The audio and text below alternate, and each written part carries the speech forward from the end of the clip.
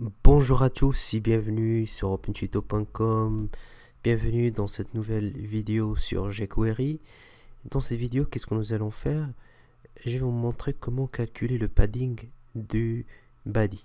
Vous voyez ici, nous avons cette barre de navigation. Nous avons directement cette section About Us au-dessous.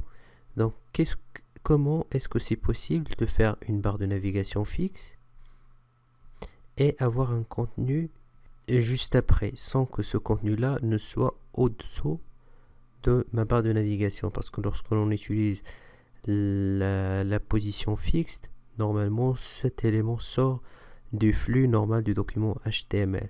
Donc je vais vous montrer avec jQuery très facilement et rapidement comment faire pour calculer la hauteur de ma barre de navigation pour faire un padding top d'une manière dynamique. On se voit tout de suite. L'exercice que nous allons faire tout de suite se base sur un autre exemple. C'est l'exemple numéro 2, Smooth Scroll, là où nous avons fait une barre de navigation avec un ensemble de sections et qui nous permet de, par exemple, cliquer sur Service et d'aller à la section Service d'une manière smooth. Maintenant, je vais vous faire un autre exemple, c'est l'exemple numéro 2, et qui va nous permettre de calculer d'une manière dynamique le padding du body. Par exemple, je veux mettre cette barre de navigation en haut de ma page et qu'elle reste collée sur le haut de ma page. Même si je descends, je veux qu'il reste collé. Donc, ce que je peux faire, bouton droit, inspecter, je peux tout simplement aller ici à la classe navbar, c'est ma barre de navigation, et faire position fixed. Vous voyez que la barre de navigation a caché la section About Us parce qu'il est sorti du flux normal du document HTML. Et je peux faire par exemple venir ici, navbar, et comme vous voyez, il a une hauteur de 39,2. Donc je vais venir ici à mon body et faire padding top, par exemple 40 pixels.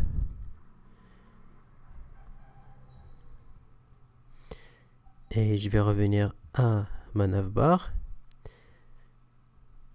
ici et faire top 0. Donc de cette manière, j'ai pu avoir ma barre de navigation collée sur l'entête de la page. Et je peux même venir ici et faire un width égal à 100%.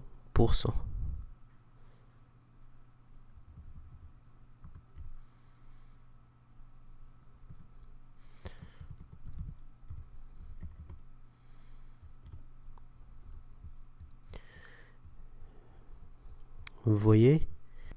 Ici, par exemple, je veux lui donner un padding de 20 pixels à ma barre de navigation. Vous voyez qu'elle a encore une fois caché la section parce que la barre de navigation fait maintenant 79,2. Donc, je vais venir encore une fois ici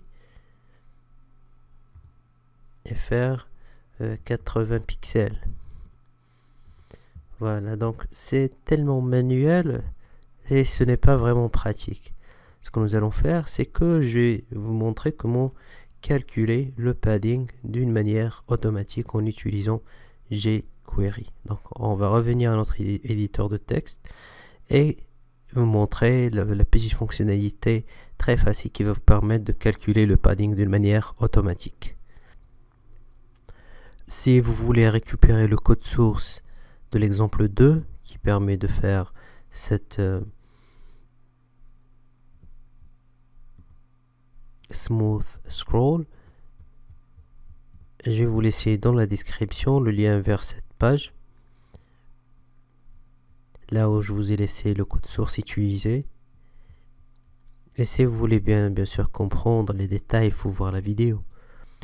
Dans le fichier main.js, j'ajoute des commentaires.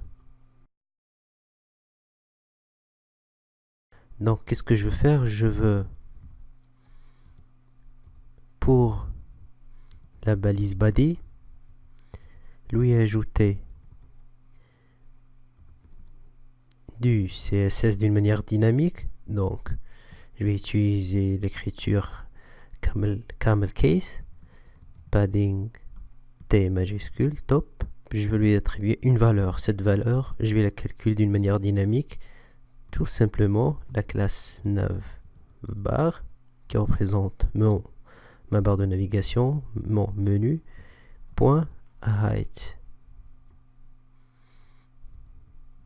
J'enregistre, point virgule, et je vais ouvrir mon navigateur. Voilà, comme vous voyez, bouton droit, inspecter l'élément. Ici, je vais venir ici à l'élément body. Vous voyez qu'il m'a ajouté jQuery padding top 39 pixels. C'est calculé automatiquement avec jQuery.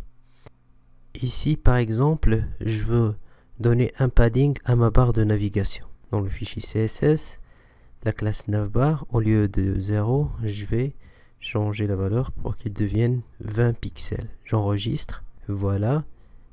Et comme vous voyez ici, padding top 39. Pourquoi elle n'a pas changé de valeur ici? Parce que au lieu d'utiliser inner height, nous avons utilisé height. Parce que inner height me permet de calculer le padding que j'ai ajouté ici.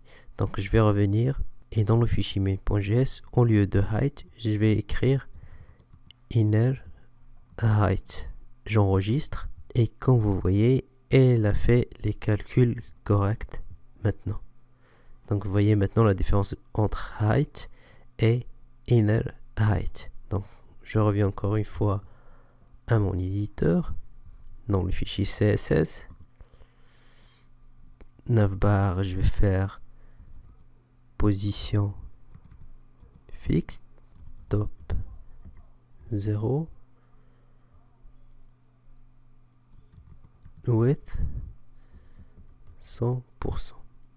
Voilà, donc j'ai la barre de navigation correctement placée, elle reste collée dans l'entête de la page. Vous voyez ici que par exemple About Us est c'est presque collé à notre barre de navigation. Il est possible de venir ici, la ligne que nous avons ajoutée tout à l'heure, et faire ajouter par exemple 15 pixels. Plus 15. Et nous avons donc cet espace. Vous pouvez faire 10. Vous pouvez même faire moins 10. Donc, voilà donc, c'est tout ce qui concerne cette vidéo. Si vous avez aimé la vidéo, n'oubliez pas de cliquer sur like, la partager avec vos amis, les gens qui sont intéressés par ces trucs et astuces. N'oubliez pas de s'abonner à notre chaîne YouTube, nous rejoindre sur Facebook, Twitter, Google+, notre groupe aussi sur Facebook. Je vous laisse le lien dans la description. Si vous avez des questions, n'hésitez pas. Merci de nous avoir suivis et à la prochaine vidéo. Bye bye.